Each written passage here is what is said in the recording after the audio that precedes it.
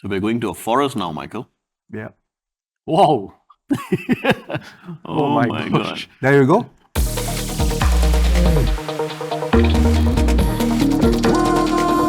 I don't know which are the type of businesses that will survive if they don't do video marketing. So I think not just that video marketing has become the foundation, but businesses that don't do video marketing, right, sooner or later they will die. I think hardly you can see any business that does not relate their product or services to video marketing itself. But and also in the last couple of years, we see the cost of producing a video has dropped tremendously. It used to be something that only major brands can do on TV.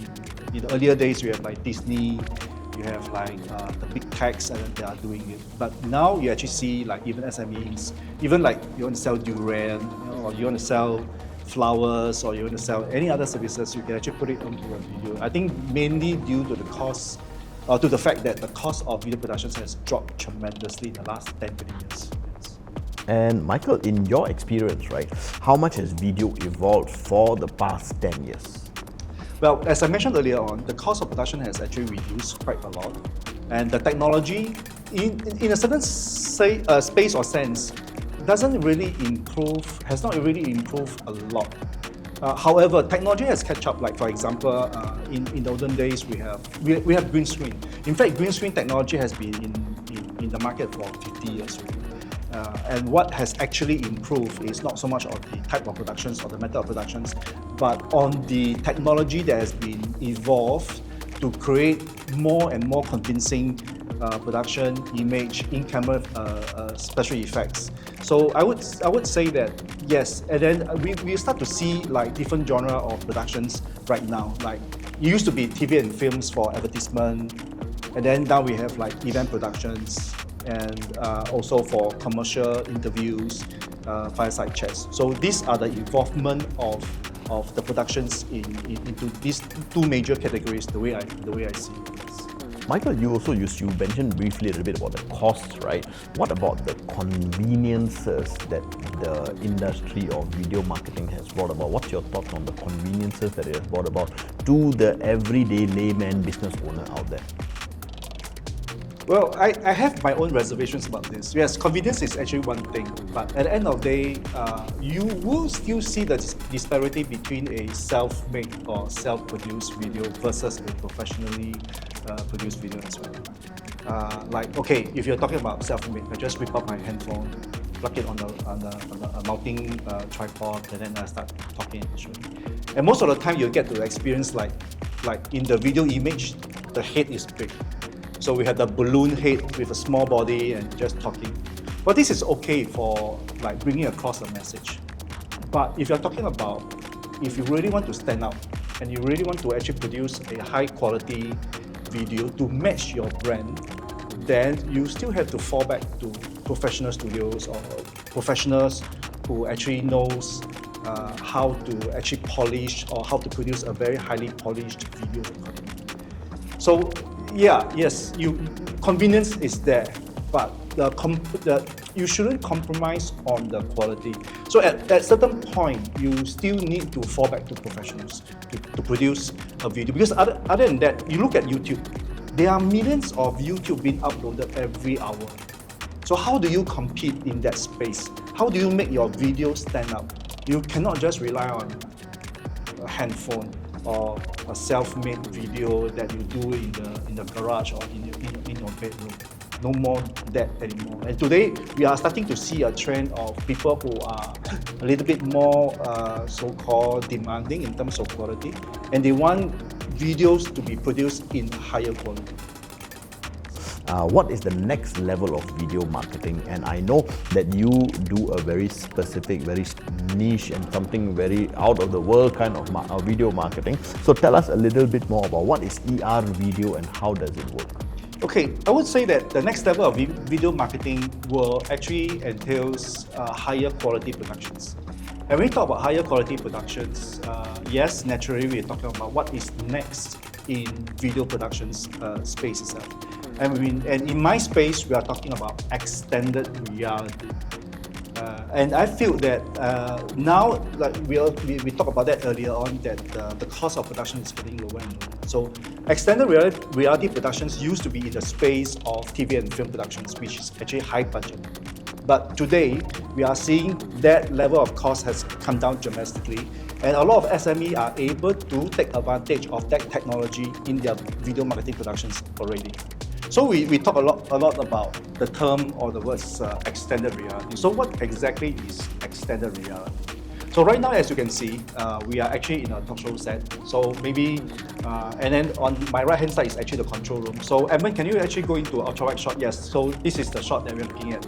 So you see the background and see how the camera movements. So when we talk about cost savings, it's not so much of the cost savings of producing the video, it's the cost savings of not having to spend money building that set.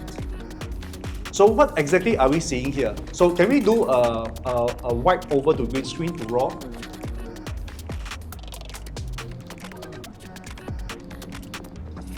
So you see, so what we are seeing here is actually the green screen raw feed. And then we actually use technologies like Unreal Engine to actually input the scenery behind me. So can you cut back to the talk show set? Okay, now, extended reality allows us to change the scenery as and when that we require. So imagine that we're in an indoor, and then we decide to do this podcast in an outdoor environment. So we don't want to bring all our equipment to a forested area and things like that. So let's move ourselves into a forested area.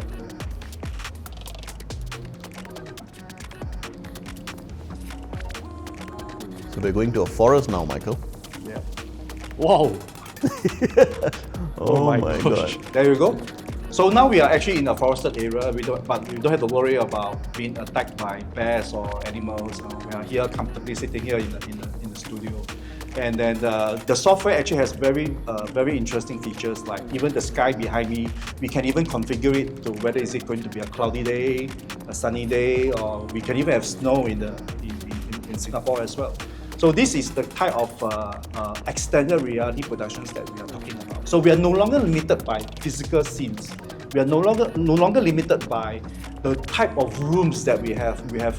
In fact, there's no limit to the kind of scenery that we want to create. And also, what does augmented reality in the extended reality productions looks like? For example, I want to drop down a iPhone. Drop down an iPhone. Not There gonna you go. fall on me. And you see on the iPhone, okay, this is actually a camera feed from the control room. It is a live feed. Yes, this is a live feed. Yeah? Wow, Yes. So okay. this is actually my crew, behind the scene crew, behind. So with this technology, with this kind of augmented reality, we can actually showcase like PowerPoint slides, videos, as and when, even in a outdoor set and environment. Thanks very much. Thanks for the demo. So Michael, you mean to say, in an extended reality set, actually we are only bounded by our imagination. Yes. We can put ourselves anywhere, even on the moon. Yeah. If you want to do a meeting or a podcast show on the moon. Yeah. Wow, okay. And all these things are in real time. I see, for example, there are leaves in front of me down here. Yes. Okay. Yeah. The These camera leaves are was moving. accidentally placed behind a leaves. I see, behind a okay. branch. And you see, wow, okay. So there are leaves down here that are moving, and it's not a static set, by the way. But Yeah, it's not a static set. Okay, let me try to do something. It's not rehearsed, but can you cut to cam 4, focus on me, and I'm going to stand up so that you all can actually do a trace. Okay, now the camera is going to track me, and then I can actually walk, and the camera will basically trace me with the background moving.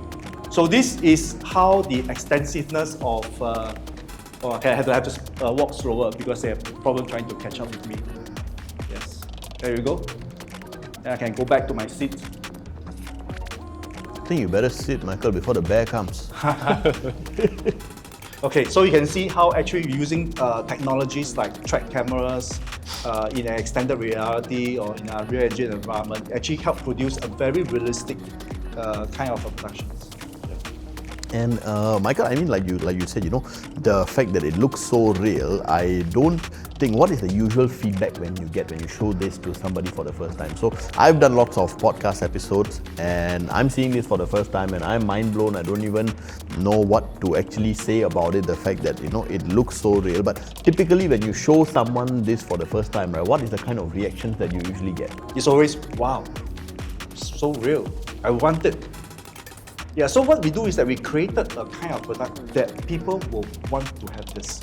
And the good thing about this, as we mentioned earlier on, the cost of production has been brought down so much. Okay, traditionally or conventionally, these type of productions are always in the space of a huge TV broadcast. And they, a typical loading fee for these type of productions costs between 40 to 50,000 US dollar per day kind of productions, but we have brought it down to at the cost level that SMEs can afford actually. Yes. So this is actually now these productions podcast is what we call extended reality podcast. It's first of its kind, as far as I know, in Singapore. So it's actually ERP, extended Yes. reality. Extended reality. But we don't use E, we use X. XR. Extended reality. All right, so XRP. Yes. Okay, and is there anything else that you feel that we can show or see as well? Because I'm wowed, or shall we go to the next question? Because I'm looking at it, I'm still wondering how do I comprehend it? Is there anything else that you would like to show or share with us as well? Well, we have to enable it or pre-prepare it. So what you see right now is basically as real as it gets. Let me take a look at the plantations that's around us. The leaves are actually moving. Yes. And what we can do is that we can even change the wind strength. Oh my God. Yeah, like, okay, we're having a tornado and then the leaves will be like flapping like crazy, or we're having a calm, cool weather and then the leaves are just swaying in the background. So these are the things that we can actually achieve using Unreal Engine. Originally, we want to use another set that is like a lost city temple, like almost similar to the one that you see in the Temple of Jones, the Lost Ark, the kind of scenario. But that actually causes a little bit of a loading challenge. So we decide to actually rebuild the forest area in a very short time. But what we are trying to say here is this: now, the type of scenery that we want to create, there's no limit. We can build it. We can even control the weather. We can control the time. Like some of the shoots, especially in the TV and film industries, you cannot just hold the sun there for 1-2 hours of shoot. Yeah, there's no way, because once you miss that particular hour that you want to shoot the scene at, that's it. You have to do it again the next day, and you can't control the weather. But in the extended reality, you can hold the time. You can freeze the time, a little bit of time travel, and then you can even control the environment. So with this type of technology itself, it actually created a new so-called method of productions that in that sense is cost-effective. So talking about attention, Michael, when you business owners, if they want to use from your experience, right, with this current kind of XRP, what else can be done from your experience and has been done before? Okay, we have done a lot of productions with customers who wants to do their product launch, and also they want to do their town hall, and they want to do like product demonstration as well. Product launch, we also have clients who wants to show their new launch car model.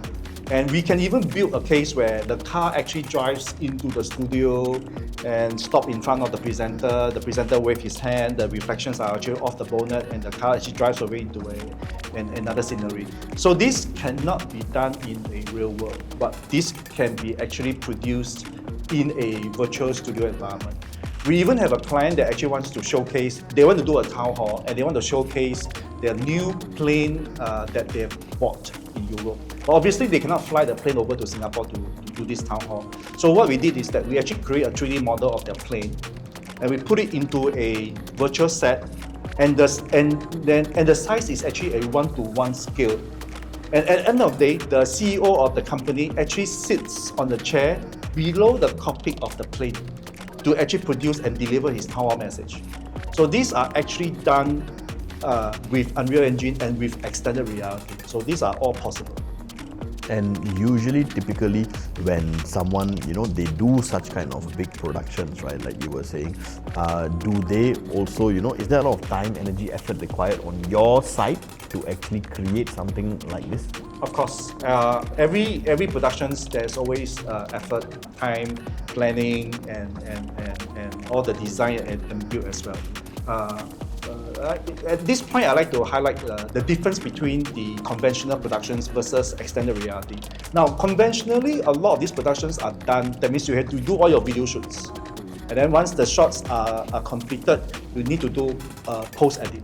So the post-edit will actually take a very long time. And there's always a very big challenge to actually match the scenery with the subject and with the storyboard itself. Now, in the extended reality productions, it's the other way around. That means a lot of time are spent in the productions. But the good thing with Unreal Engine is that a lot of sets that we need to build are not real. So there's very little carbon footprint. And also in that sense, it's interpreted to cost savings. Like for example, I want to build like the office set or a talk show set. I don't need carpentry to do all this anymore. It's just green screen. And if I want to do a exterior set, or maybe in the forest or maybe in the snow mountain, I don't need to transport my crew, my entire cast there.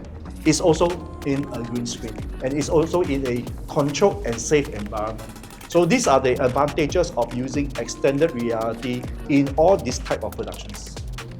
Michael, from your point of view, right, what about things like live stream? What about things like presentations? How does, XRP, extended reality, come into play with live streams and presentations? Because TikTok live streams are also at all-time highs right now.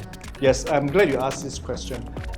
When we actually started doing extended reality productions, it was not for the intention of doing video productions per se. It's actually meant for event productions, which means that it's live. So what the audience are seeing right now in this stage, these are all produced live. So it's not record raw with green screen and then we go back and do post edit to insert the scene. No, this is live.